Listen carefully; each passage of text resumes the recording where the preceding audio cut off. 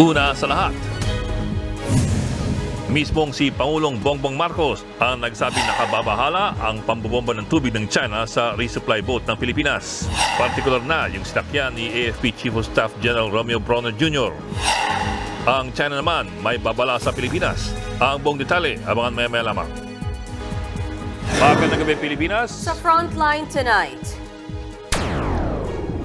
Kumalat na announcement na nagdedeklarang special half-working day bukas, hindi totoo ayon sa Malacanang. Communications Assistant na Pangulo na si Cesar Chavez inako ang pagkakamali.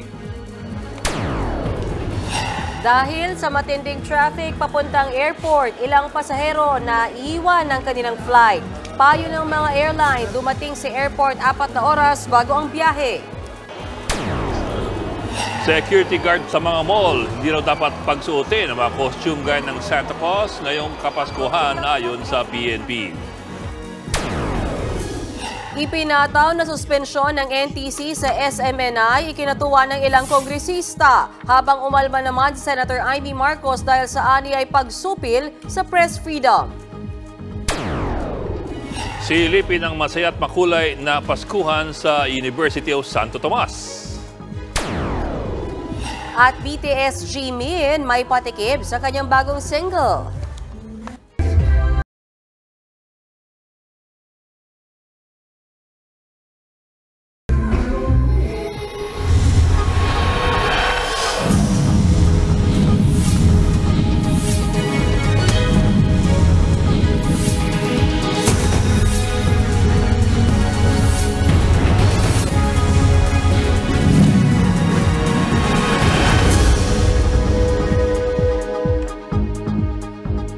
Nababahala raw si Pangulong Bongbong Marcos sa pambobomba ng tubig ng China sa barkong sakay si Armed Forces Chief of Staff General Romeo Brawner Jr. sa West Philippine Sea. Habang ang China naman may babala sa ating bansa. Nasa frontline ng balitang yan, si Brian Castillo. The recent incidents involving no less than our AFP Chief of Staff is worrisome. Mismong si Pangulong Bongbong Marcos na nagsabing nakakabahala ang pangaharas at pambobomba ng tubig ng China Coast Guard sa sinakyang resupply boat ni AFP Chief of Staff General Romeo Brawner Jr. na unay sa May 1 noong December 10 sa Ayungin Shoal. Ito ang unang beses na nagsalita ang Pangulo kaugnay nito na naganap sa kanyang pagdalo kanina sa ika-88 anibersaryo ng Armed Forces of the Philippines. Sumento ang talumpati ni PBBM sa issue sa West Philippine Sea. Kinilala ng Pangulo ang tapang ng ating mga sundalo sa pagtindig sa tensyon sa rehiyon na pinakamalaki umanong hamon ngayon sa ating sandatahang lakas. It is a proud demonstration of Filipino courage against coercion and our firm resolve to protect, preserve, and uphold our territorial integrity. I know that our soldiers and our troops espouse the same values and principles, and they remain undeterred by actions that stir tension. Sa huli, nag-iwan ng matapang na mensahe ang Pangulo kaugnay sa pakikipaglaban para sa ating teritoryo. We shall continue to assert our rights in accordance with the Philippine Constitution and international law. Bago yan, naglabas ng pahayag ang China Foreign Ministry. Hindi raw nagbabago ang posisyon ng China na ayusin ang maritime dispute sa pamamagitan ng dialogo at konsultasyon. Umaasa raw sila na gagawa ng rational decisions ang Pilipinas at sundin ang epektibong paraan ng pakikipagkasundo sa China sa kasalukuyang sitwasyon sa karagatan. Kasunod ito ng naunang pahayag ni China Foreign Minister Wang Yi nang makausap ni Foreign Affairs Secretary Enrique Manalo sa telepono kahapon. Ayon sa Chinese Embassy sa Maynila, inamin ni Wang Yi na nasa alanganin ang relasyon ng China at Pilipinas ngayon. Babala pa niya sa Pilipinas, act with caution o mag-ingat daw tayo sa ating mga aksyon. Kung magkakamalian niya ng pasya ang Pilipinas o makikipagsabwatan tayo sa anilay ill-intentioned external forces na magpapalala sa tensyon, hindi raw sila mag-aatubiling ipagtanggol ang kanilang karapatan. Muli ring sinisi ng China ang Pilipinas sa anilay severe difficulties na pinagdaraanan ng dalawang bansa. Sa isang pahayag, sinabi naman ni Secretary Manalo na naging prangka ang usapan nila ng Chinese official. Natapos din nila ang pag-uusap nila nang may mas malinaw na pag-uunawa sa posisyon ng bawat isa. Pareho din daw nilang nabigyang diin ang kahalagahan ng dialogo para matalakay ang mga kinakaharap na issue.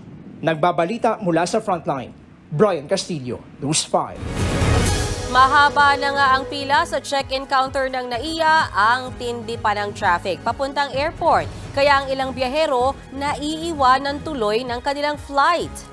At live mula sa NAIA Terminal 3. Nasa frontline ng balita yan si Faith Del Mundo. Faith, gumagalaw naman ba ang pila dyan?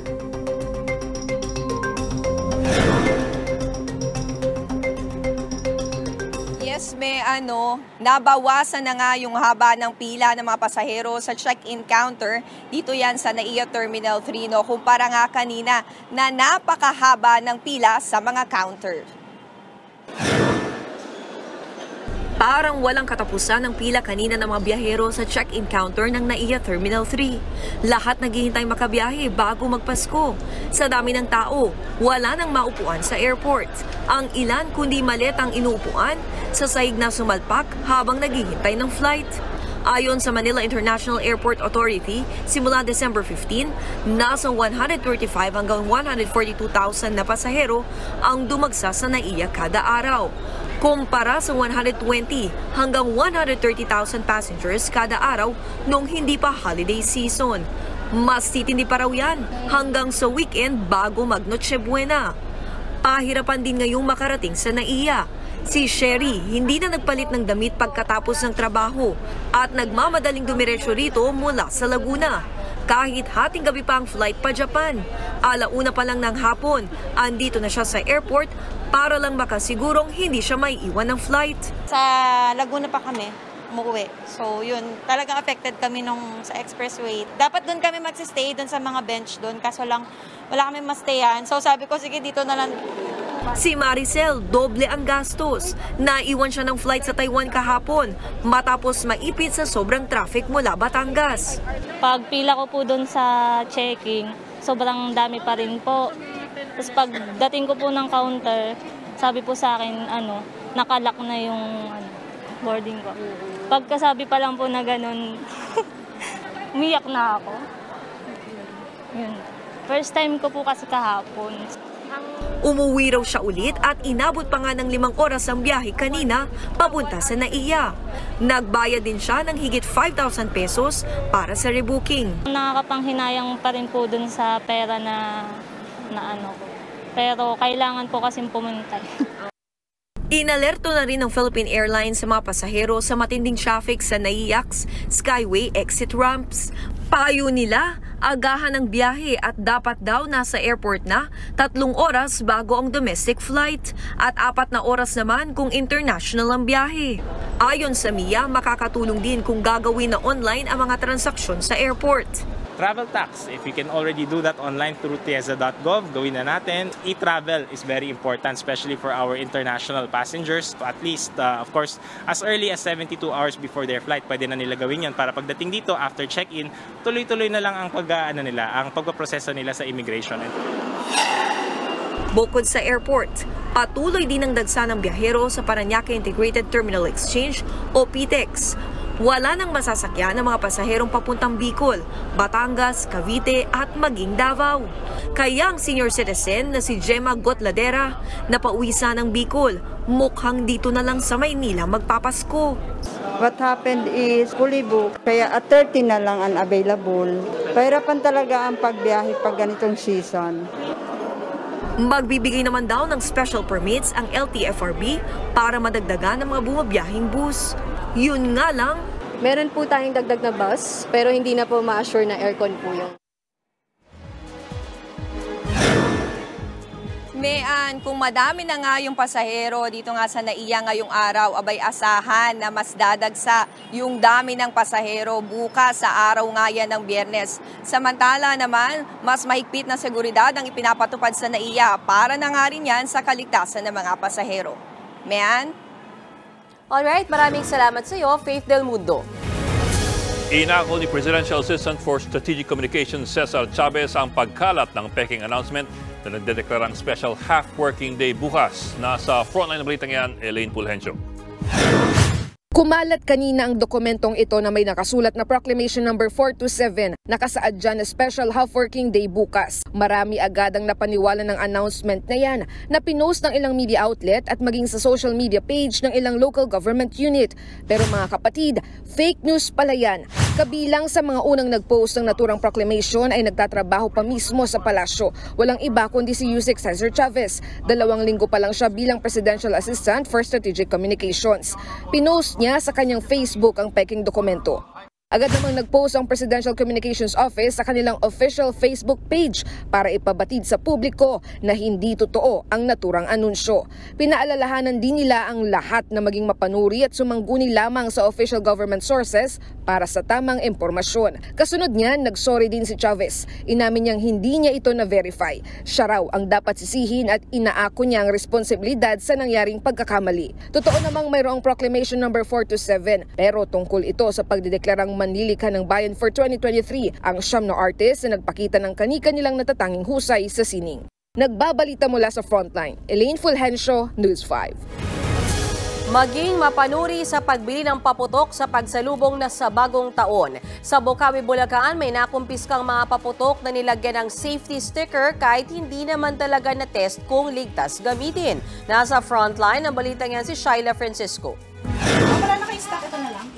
Imbis na kita at pera na, nauwi pa sa wala ang mga panindang paputok at pailaw ng ilang tindahan sa fireworks capital of the Philippines, ang Bocaue, Bulacan. Pinagkukumpiska ng Department of Trade and Industry sa inspeksyon kanina ang higit 170 fountain at sparklers. Rehistrado ang manufacturer at may PS mark o safety sticker na tanda na dumaan sa quality testing ang paputok o pailaw.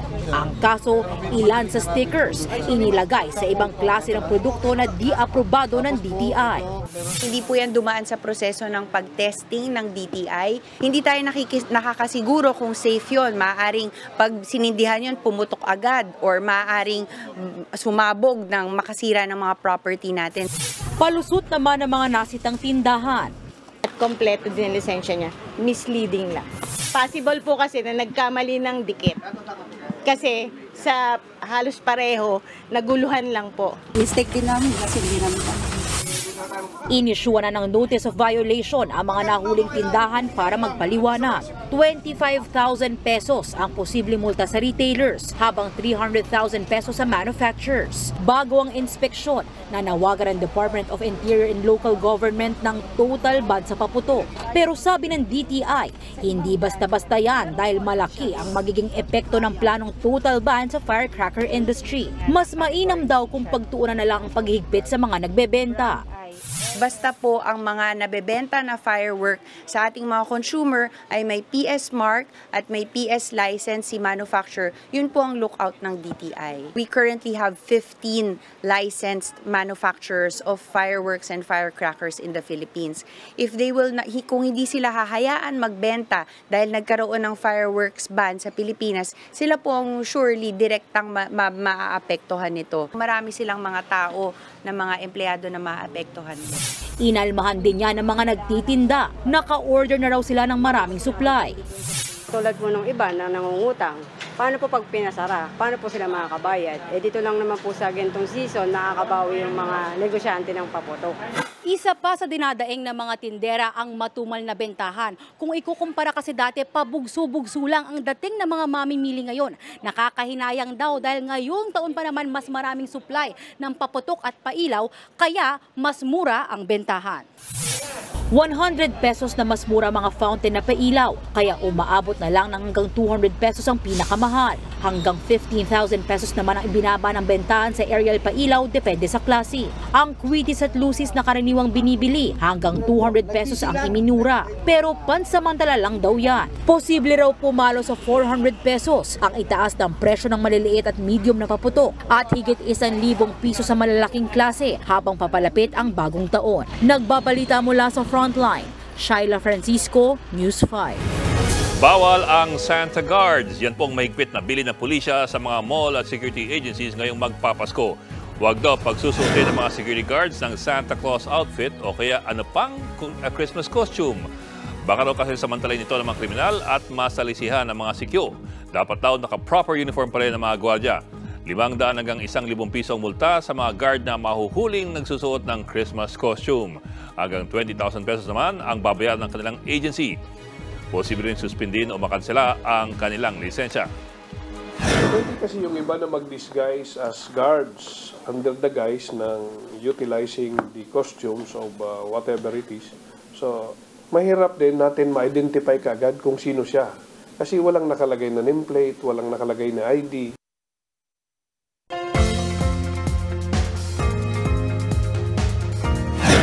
Sa mga hahabol umuwi ng probinsya bukas para sa Pasko, magdala po kayo ng payong at jacket dahil magiging maulan at malamig bukas.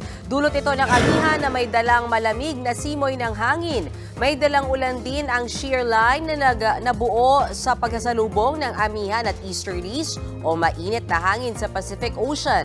Sasabayan pa yan ng epekto ng trough extension ng low pressure area sa labas ng bansa. Makararanas ng makulimlim na panahon na may kalat-kalat na pag-ulan sa Cagayan, Isabela, Apayao at Aurora. Gayon din sa northern portion ng Quezon Province at Kalayaan Islands. Magiging maulan din sa natitirang bahagi ng Cordillera Region at Cagayan Valley. Bahagya ring uulanin ng Metro Manila at iba pang bahagi ng bansa dahil naman sa localized thunderstorms. Susunod, lolang mga ngaruling patay ng mabundol ng SUV sa Ilocos Sur. Pagpataw ng isang buwang suspensyon sa SMNI, ikinatuwa ng mga kongresista. At makulay na Paskuhan sa University of Santo Tomas, dinagsa kahit umuulan. Pagbabalik pa ang Frontline Night.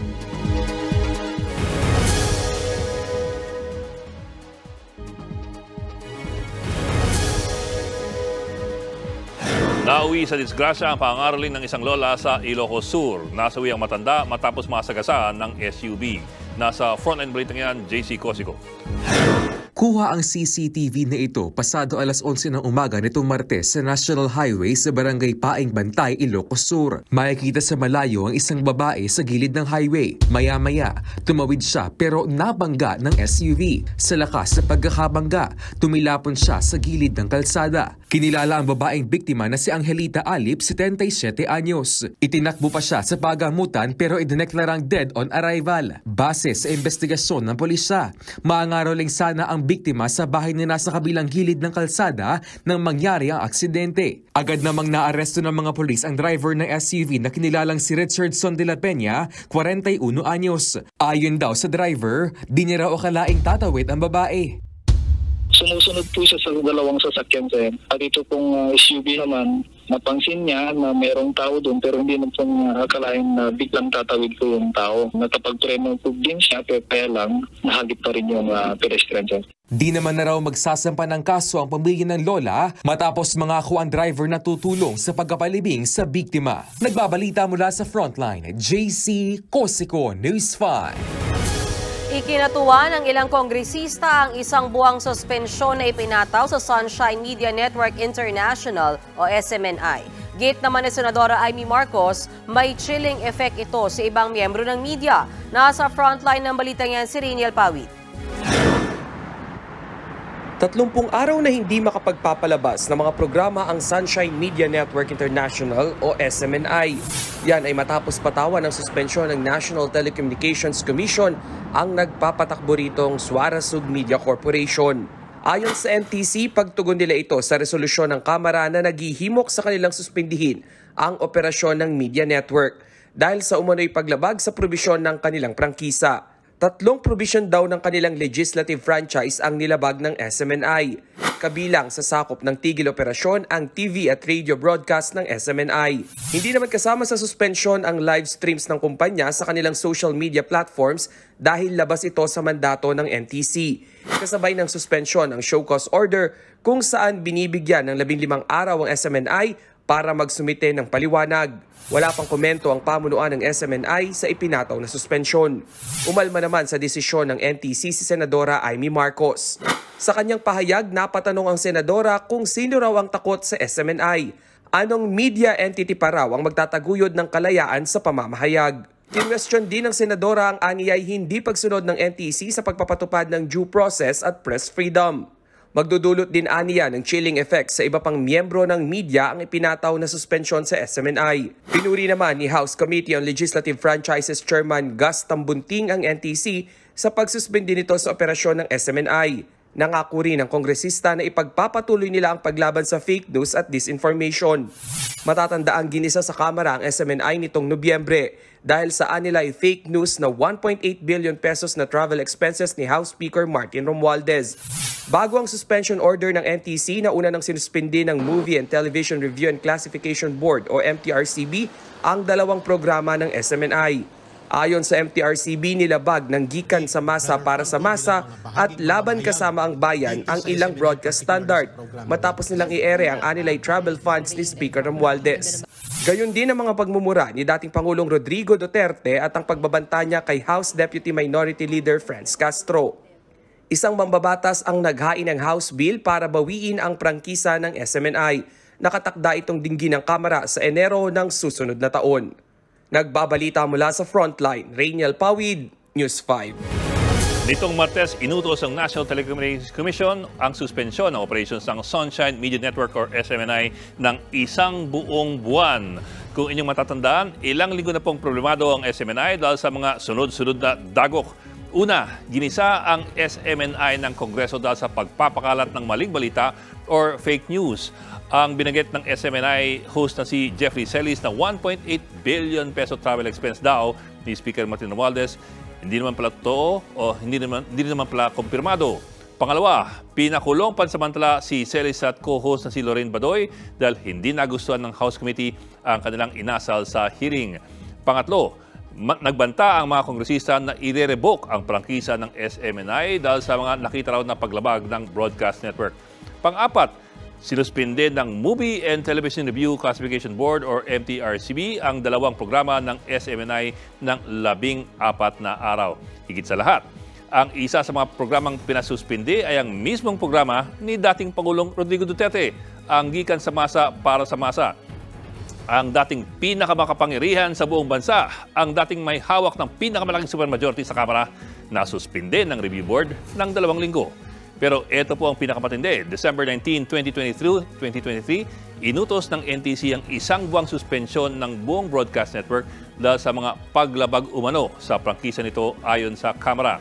Sa mga hearing kasi ng House Franchise Committee, binatiko sa mga congressmen ang umunay pag-abuso ng SMNI sa prangkisa, kasama na po yung pagpapakalat daw ng maling balita at ang paglipat umano ng kontrol ng SMNI sa ibang tao.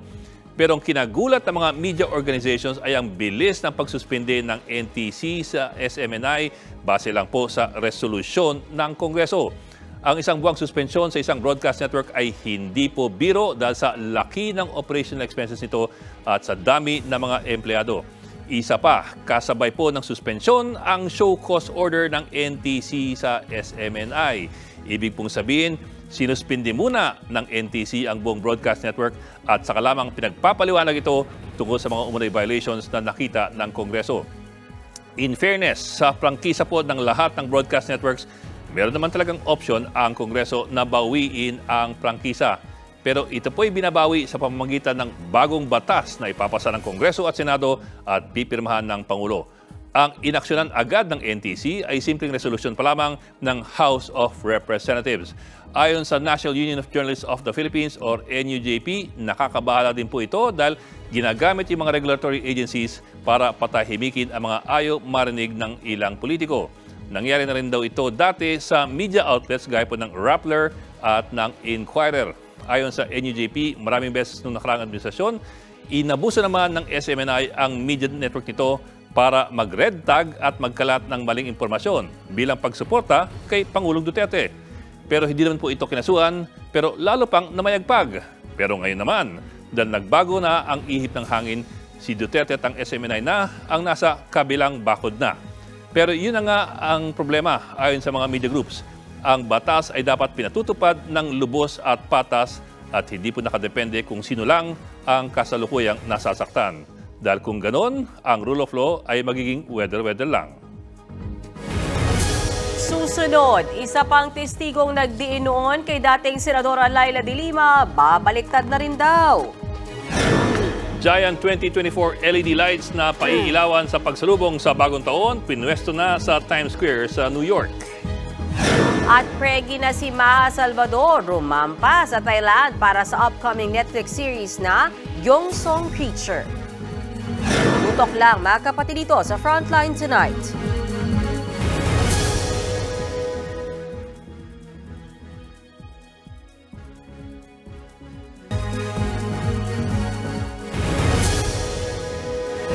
Isa pang testigo na dating nagdiin kay dating Senadora Lala de Lima ang gusto nang bumaliktad.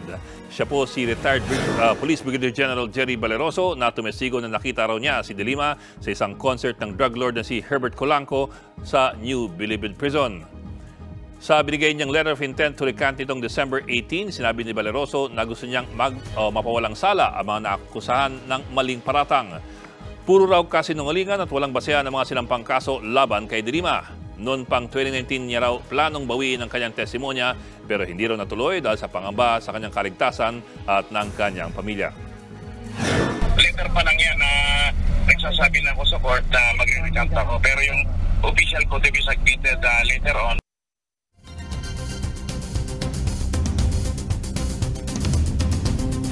Ready na ang Times Square sa New York sa Amerika para sa inaabangang New Year's countdown. 3, 2, 1, Happy New Year! Welcome 2024!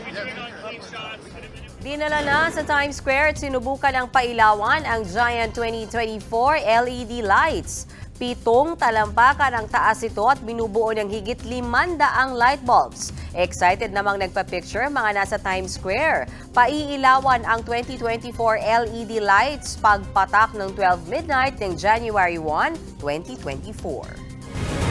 Napuno ng iba't ibang pailaw at tugtugan ang taon ng Paskuhan ng University of Santo Tomas. Kahit umulan, hindi natinag ang mga Tomasian na iparamdam ang Kapaskuhan. Nasa frontline na balitang yan si Elaine Pulhencio. Go, stay! Go, stay! Go, stay! Go, go, go, go! Damang-dama ang Tomasian Christmas spirit ngayong gabi. Feel na feel ang Pasko sa kanilang taunang Paskuhan. Agaw atensyon ng Super Mario-themed Christmas LED lights sa buong campus. Ang Lover's Lane, tad-tad ng mga ulap na nakikita sa naturang video game. Berdeng tubo na dinaraanan ni Mario.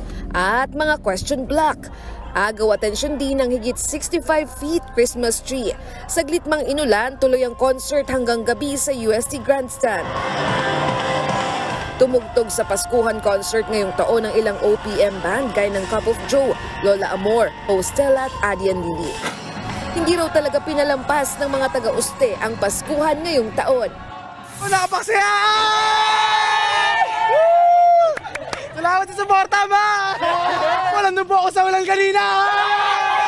Super saya kasi I'm with my friends. Feeling namin nakahinga na kami sa kakabisado ng mga foreign language, ng mga pag-play namin, finally makakapagpahinga na.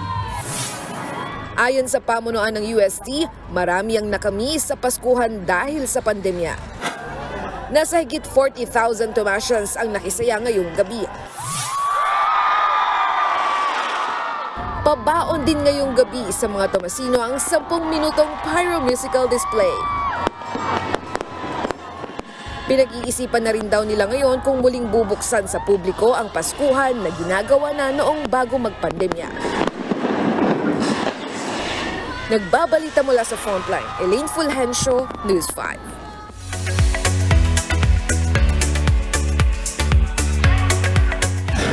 Showbiz Tonight na tayo! Nakatsikahan ng News 5 ang mga bida ng Netflix series na Gyeongsong Creature. Present din sa event ang Pregi na si Emoji Nation host Maha Salvador. Meron din siyang big reveal. Alamin natin yan sa report ni MJ Marfori. Retro ang vibe sa Netflix event na ito dito sa Thailand para sa upcoming series na Gyeongsong Creature. Pagbibidahan ito ni Oppa, Park Seo-joon at ni Han So-hee na napanood na natin sa The World of the Married Couple bago ang Frontline Tonight. It's a first at syempre, nandito ang News 5 sa Thailand dahil dito nga gaganapin ang kauna-unahang Korean series na magpipremiere abroad, ang Gyeongsong Creature na siyang tinaguriang isa sa pinakainaabangang serye ng South Korea ngayong taon. Sa press con, pinag-usapan ni Seo-joon at So-hee ang kanilang mga role. It's a character that is very charming. Since he grew up, he faced a lot of problems, but now he's the wealthiest man. I'm able to do any impossible mission. I came to Gyeongsang to look for her mother, and that's how she met Park Seo-joon's character. Bukas na mapapanood sa Netflix ang first part ng Gyeongsong Creature. Present din sa event ang ilang celebrities from Malaysia, Thailand at Indonesia. At syempre, di rin papahuli ang Team Philippines. Kabilang ang Emoji Nation host na si Maha Salvador. Kahit pregi, rumapa pa rin si Maha in heels. Nakaalalay naman sa kanya ang hubby na si Rambo Nunez. Siya ba pinaglilihian mo? Parang gano'n. Yes. Aminin na natin, yes. Kailangan 24/7 ko siyang kasama. Oh my God! How do you feel about that? Oh, well, at least ako pa naglilihian. Chika pa ng Emoji Nation host. Bukod sa pag-attend ng Gyeongsong Creature event, may ganap si Maha with Netflix soon. Bukod pa yan, sa upcoming big project ni Maha sa TV5 after niyang manganak. Continuous pa rin yung trabaho. And nilambing ko yun kay Rambo. Of course, my husband, kung pwede lang siya, parang no need for me to work. Pero kinakausap ko siya na parang pati yung doktora ko. Nagbabalita mula sa Frontline, MJ Marfori, News 5. Abangan, yoga class sa Paris kasama mga cute na tuta, pantanggal ang lahat ng stress ng 2023. At BTS Jimin na nasa military ngayon, nag-iwan sa army ng bagong single. Ito na yung balitaan dito sa Frontline Tonight.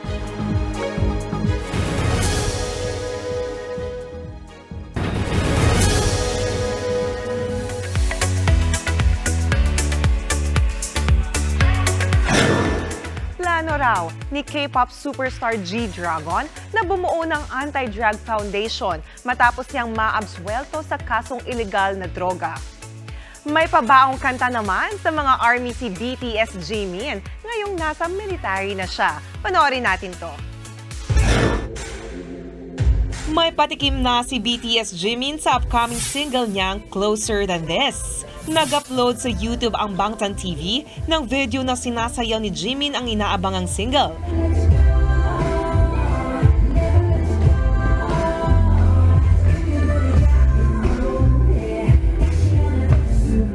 Tila kinuna nito bago pumasok si Jimin sa military dahil sa kanyang blonde hair. Pero sa last part ng video, kasama rin ni Jimin ang isa pang BTS member na si V. Nakikulit at nag-peace pa si V. Bukas na ilalabas ang kantang Closer Than This ni Jimin. Matapos maabsuelto sa drug cases, magtatayo ng Anti-Drug Foundation si K-pop superstar G-Dragon. Inanunsyo ito ng bago niyang agency na Galaxy Corporation sa isang press conference. Paraan daw ito ni GD para tulungan ang mga biktima ng maling akusasyon. Wala pang detalye kaugnay sa future activities ni G-Dragon as soloist at bilang miyembro ng K-pop boy group na Big Bang. Kahapon lang nang ibasura ng Incheon Police ang drug cases na isinampa kay GD dahil sa kakulangan ng ebidensya. At yan ang latest and hottest sa showbiz tonight. Ako si Jania Lipon. Happy Thursday mga kapatid!